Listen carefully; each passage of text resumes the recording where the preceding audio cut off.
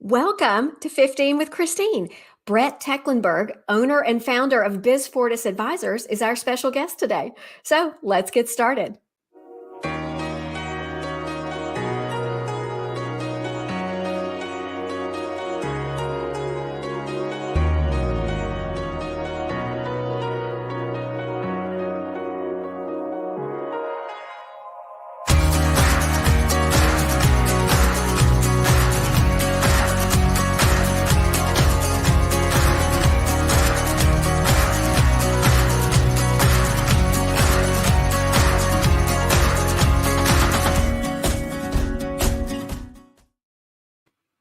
On 15 with Christine, we talk about all things business growth. But before we dive in, I want to let you know where you can find the episodes. I'm going to come to you live on Facebook, LinkedIn, YouTube. Hit the subscribe button and you won't miss an episode. My goal with 15 with Christine is to introduce you to people who can help you grow your business. And I am looking forward to the conversation today with Bret Tecklenburg, owner of BizFortis Advisors. Bret, welcome. Hey, Christine. Thank you. Thank you for sharing time with me today. I appreciate it. Well, Bret, I'm excited to talk with you, not only about your business, but I'd like to take a step back. And first of all, thank you for your service. I know you're a veteran, but would love to hear about your time serving the country. Sure, in my honor. So thank you for that. Now, on the business side, I focus on the expense reduction side of things, so that can put folks to sleep, and that's mildly interesting. So I'll actually I'll go with your beat on things, but I'll try to weave the two together, and I'll take a long leap back in time to 2001, which is a time Yes. that many of us remember. Uh, Yes. at that time, I was a infantryman serving the 101st at Fort Campbell, Kentucky on 9/11. I was in Cairo, Egypt for a planning visit when the attacks had occurred. Wow. So you were in Egypt I was on 9/11. on 9/11, Wow. and soon after, so that was obviously September. Uh, Yes. December of that year, on Christmas Day, I was on a plane for my first of three trips to Afghanistan. Uh, and, some of the, thankfully, one of the things I get to do today is I get to draw on my lessons and experience from my time in the service on things I do today. And, that's obviously a short window from September to December, and radically different term from what we thought we were doing in near term months to what we ended up doing. Yes. And go ahead. Bret, Yeah. do you mind if I ask you? Because I think people want to hear. What was it like? Like, what were you doing in Egypt on September 11th? I mean, So, like, for example, I remember exactly where I was. I remember exactly what we were doing. I was with AT&T Wireless, and we actually had a trainer in our office from New York City. And watching that on the TV with him there was just, it was just just a tragic, tragic day. But what were the circumstances for you in Egypt, and what changed? I mean, literally, as everyone started to realize what was really going on. yes. So, I was in Egypt at the time. I was in Cairo. We were at the pyramids. Me and a buddy of mine that was on the trip Yeah. with me, uh, and some Egyptians came up and started asking us about why were people attacking Wall Street and the White House, and whoa, what are you talking about? Wow. So we had to go find some news to figure out what was going on. And the Yes. reason we were there is we were headed to the Sinai for a planning trip. There's a organization called the Multinational Observers that the U.S. is part of. So Yes. we were scheduled to spend 6 months there for that, and we ended up heading to Afghanistan instead, and a National Guard unit went and filled our shoes in the Sinai instead of us. Oh, wow. So you went straight to Afghanistan from Egypt? No, no, I returned to Fort Campbell, Kentucky, Okay. later in September, and Yes. then we had a rapid train up Yes. and prep, and then Christmas Day on the plane headed to Afghanistan for the first time. Wow.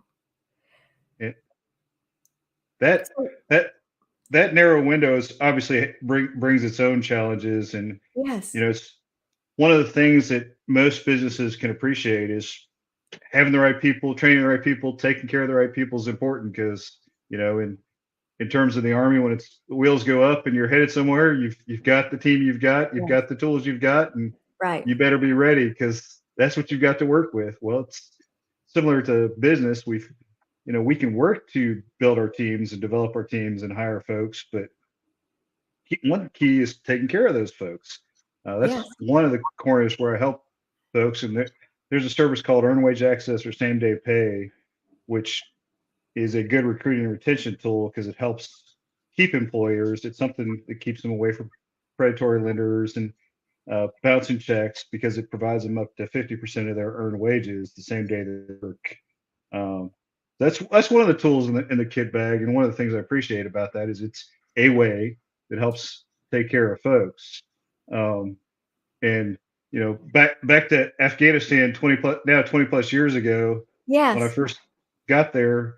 Uh, Next day, I'm going around with the Marines were already on the ground there in Kandahar, Yeah. and they use Navy for their explosive ordnance disposal folks. So this Navy EOD person's carrying me around Kandahar, and he's saying, "Okay, there's a minefield. There's a minefield. We're working on clearing over there. Right over there, there was a Marine lost his leg to a mine last week. So, what about right here?" So he gives me this. Well, it's surface cleared. Surface cleared. What does that mean? Well, it means Mm. I don't see anything, so I think we're okay. Thanks. Wow. And then as we started flowing in, we very rapidly went from what essentially we had Vietnam era body armor to now modern body armor. But when we Yeah. first got there, one of the key components of the body armor is what's called a SAPI plate, or the armor protected plate that actually stops bullets if they hit Okay. you. Yes. Well, uh, not unlike our COVID era, we had our own supply chain issues, and first we got the body armor with no plates, and then we started to get a few protective plates, and it was one per one per individual instead of two. So your choice. You could protect the front or the back, but you don't have both. Uh, Wow. and those are the type of things. So that you know, for us, particularly in the early days, we were dependent upon a lot of things. We couldn't. We had personnel, we had our weapons, we had Yes. our mission, but a lot of things were we needed from external sources, and we're relying on others for.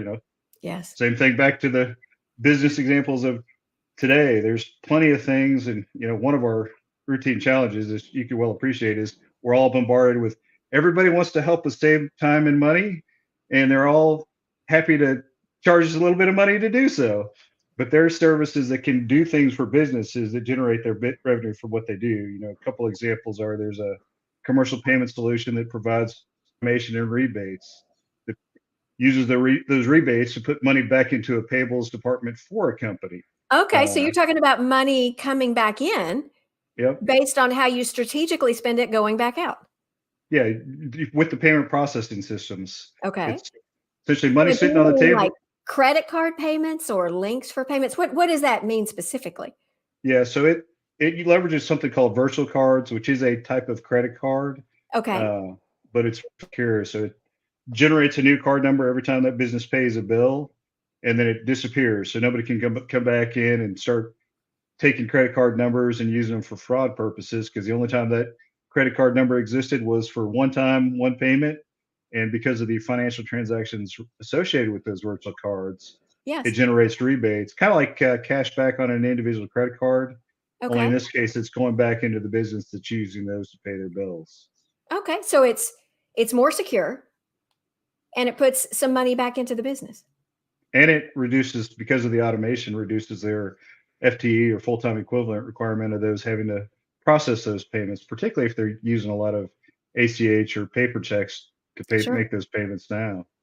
And then there's another automated solution of shipping that also provides automation, but it comes with its own preferred rates with national and regional carriers. So if a business is shipping something to B, well, they know every time it's going out, it's going the cheapest method possible. It could be FedEx one time, it could be UPS the next, it could be using regional carriers for the final mile. Just it's it's an automated system that's doing all those back end calculations, and as the bills come in, also doing audit and reconciliation to find errors there.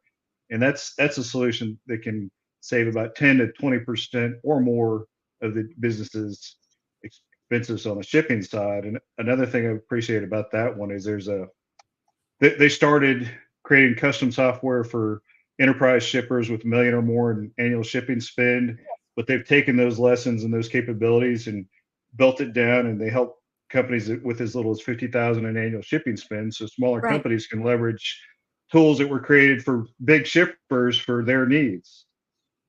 Well, and that certainly helps you compete, right? It does. Now, Uh, Brett, can I ask you to take a step back? Because I'd like to ask you from a big picture perspective. How would your best clients describe working with you? Like, how do you help them find out where those efficiencies are? And, how do they know that you can really help them? yeah. What one related challenge is some of these solutions are too good to be true.